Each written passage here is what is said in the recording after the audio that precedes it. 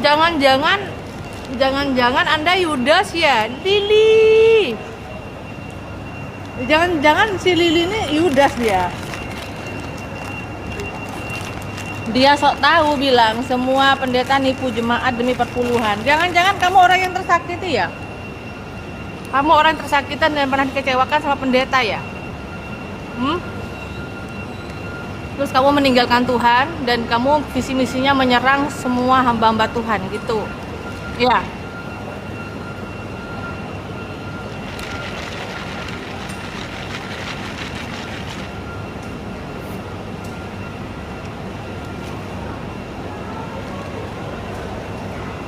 Rugi cantik-cantik,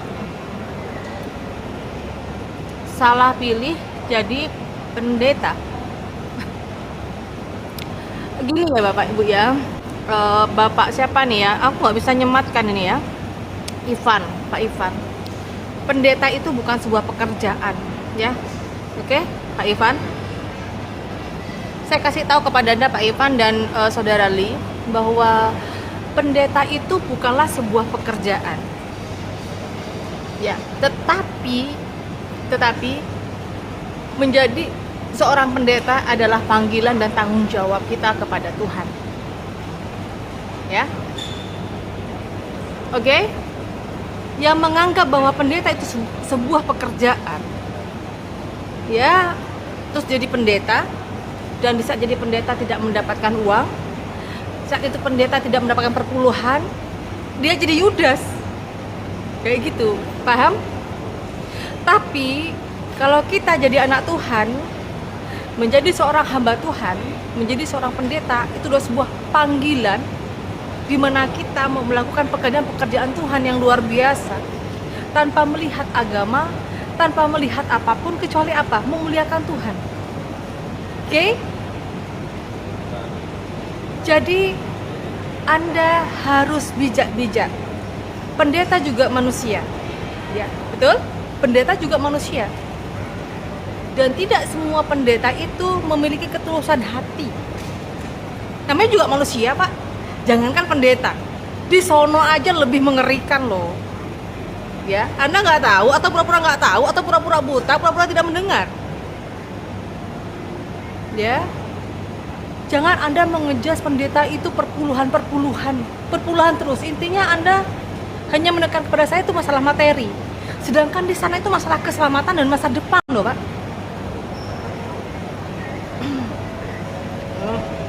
Jangan nipu jemaatnya demi perpuluhan. Anda buka YouTube saya ya, Saudara Li. Anda lihat di TikTok saya, di YouTube saya. Membangun gereja saja saya tidak minta uang kepada jemaat. Ya. Justru yang memberkati saya itu anak-anak Tuhan yang luar biasa. Bahkan ada juga yang bukan orang Kristen. Ada yang dari Hindu, ada yang dari Buddha membangun gereja. Beda dengan Anda, datang-datang mabuk ke sini. Lalu bilang kenapa cantik-cantik jadi pendeta? Rugi. Loh, saya tidak merugikan Anda, kok Anda merasa saya merugikan Anda? Jadi sebenarnya gimana Bu kalau pendeta perannya? Seperti apa yang jelas? Anda tanya kepada hamba Tuhan Anda ya, pendeta Anda. Anda tanya. Horas. Anda tanya dengan hamba Tuhan yang pendetanya Anda, apa perannya pendetaku ini? Jangan tanya dengan saya. Karena setiap hamba Tuhan atau pendeta memiliki pola pandang dan cara yang berbeda-beda dalam pelayanan. Saya jadi hamba Tuhan, jadi gembala, jadi pendeta, tidak pernah malu untuk saya jualan. Saya tidak malu untuk membangun gereja dari apa? Dari berkat Tuhan, dari media sosial. Tapi ada juga pendeta yang tidak mau jualan. Katanya apa? Memalukan. Ada yang bilang pendeta lebih baik bikin proposal. Dengan saya tidak pernah bikin proposal. Jadi kalau Anda bertanya pendeta itu seperti apa, saya nggak bisa ngasih tahu Pak, karena setiap kita jawabannya berbeda-beda. Ya. Oke? Jadi Anda nggak usah bingung-bingung, Anda mikirin saya kenapa jadi pendeta. Loh, yang saya bantu juga bukan hanya orang Kristen kok. Cuma Cuma bedanya saya tidak mau mengupload, nanti dibilangnya kristenisasi. Betul nggak Bapak Ibu?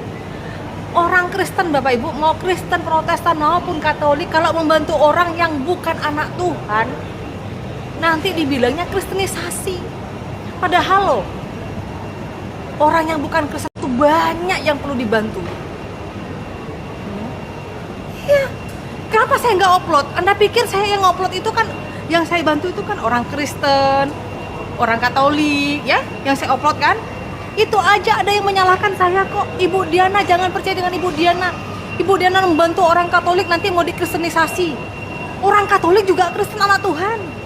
Coba bayangkan, kalau saya membantu orang yang bukan Kristen, bukan Katolik, ya, selain agama itu, kristenisasi guys. Makanya saya nggak naikkan ke sini, tahu nggak? Saya nggak naikkan ke sini, nggak naikkan ke YouTube saya, nggak saya naikkan ke TikTok saya. Nanti berjilid-jilid kayak seperti akhir tahun 2023, membantu nenek kandung saya aja dibilang kristenisasi, membelikan sembako, ngasih uang sama nenek kandung saya sendiri loh, dibilang kristenisasi.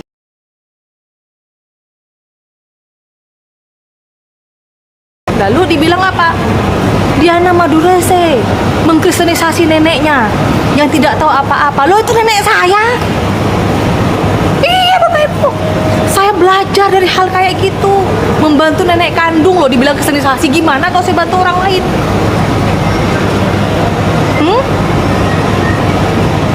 Anda buka sekarang di Google, Diana Madurese di Pamekasan. Nah Bapak Ibu, ayo silahkan Bapak Ibu browsing sekarang, browsing, iya Saudara Angel of God, ya, browsing Diana Madurese di Pamekasan, Madura. Aneh memang. Jadi gimana kalau saya membantu anak orang bukan Kristen, saya sekolahkan, saya bantu sembako, ya. Coba bayangkan, ini orang lain loh. Nenek saya sendiri aja saya digituin. Nenek dari mana? Dari saya. Saya kan orang Madura. Shalom ya, tetanku ya. Saya kan orang Madura.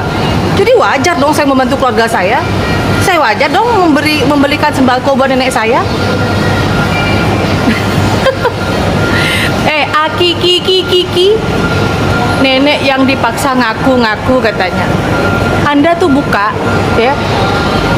Di situ itu sudah banyak kiainya. FKUB-nya juga ada. Anda tanya di situ, Anda buka. Kan saya suruh bilang browsing. Makanya saya bilang browsing. Kalau Anda bilang saya penipu, berarti yang kumpul-kumpul semuanya itu adalah penipu gitu. Bukan saya yang ngomong ya, Anda yang ngomong ya. Ya. Iya. Saya lo nggak ngapa-ngapain. Kalau saya ngomong saya orang Madura, memang saya orang Madura. Kok harus saya ngaku orang Batak gitu? Ya nggak mungkin lah. Aneh-aneh aja Anda. Jangan ngajari saya berbohong dalam satu hal yang tidak Anda sukai. Nggak mau saya. Makanya browsing guys. Jangan lupa ya Pak Akiki. Nah, minum ini ya, menyegarkan pikiran-pikiran Anda yang kotor dan jorok.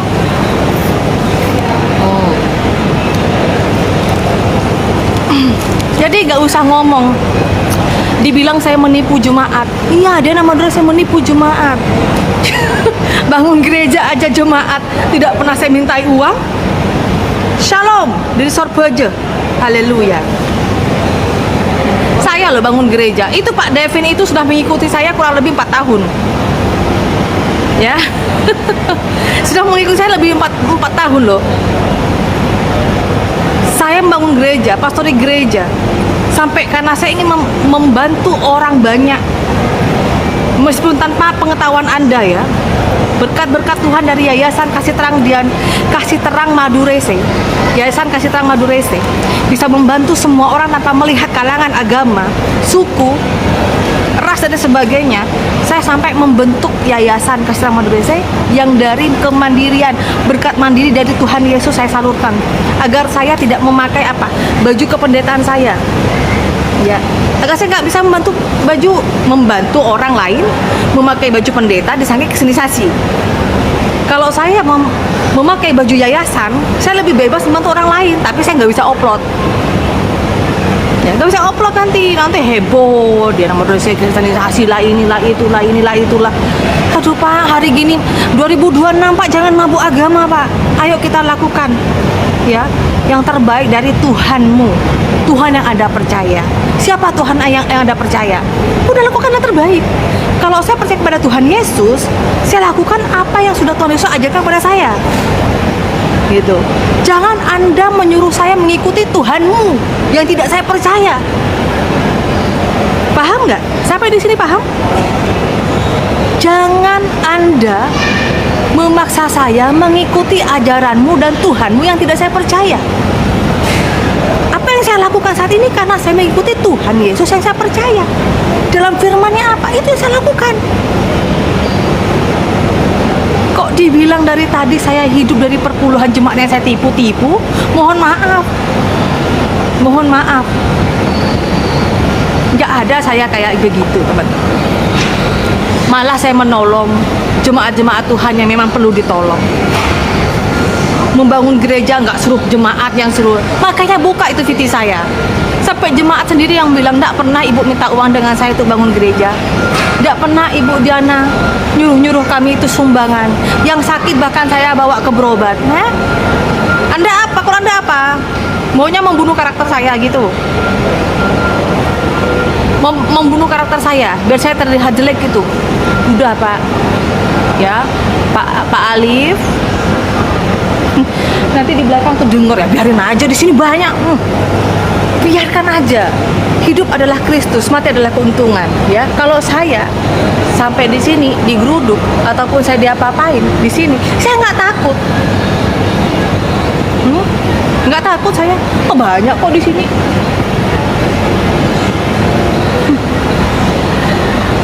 Ya kan? Yuk mati aja lah katanya. Ya saya pun mati Pak. Saya masuk surga Pak. Kalau orang yang percaya pada Tuhan Yesus nggak pernah takut mati Pak.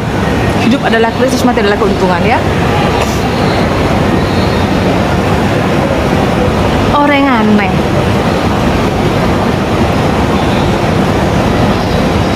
Ya kalau sudah bangun gereja nanti kamu tuh masuk surga Bu. Belum tentu juga. Belum tentu juga. Kalau saya bangun gereja lalu saya jadi Yudas, mana bisa mau masuk surga Pak? Makanya kita ini harus berhasil sampai akhir. Ku menutup mata, ku tetap setia menanti janjimu. Jadi Bapak Ibu, banyak orang yang bisa membangun gereja sampai mendirikan sekolah teologi, tapi dia tidak setia di ujung perjalanan hidupnya. Jadi Yudas, meninggalkan Tuhan Yesus. Banyak. Makanya kalau tadi dibilang, Ibu Diana berarti kalau udah bangun gereja masuk surga, belum tentu. Kecuali saya sudah mati, saya tetap setia pada Tuhan Yesus, saya bilang, Pak, saya sudah ada di surga. Ya. Itu. Yang penting itu setia sampai akhir hidup. Seberapa banyak pun kita membangun gereja, seberapa banyak pun kita melakukan pelayanan, sampai ngosek WC-nya gereja, tapi Anda meninggalkan Tuhan Yesus sebelum pertandingan Anda selesai, ya udah, tidak berguna. Selama ini apa yang Anda lakukan untuk Tuhan?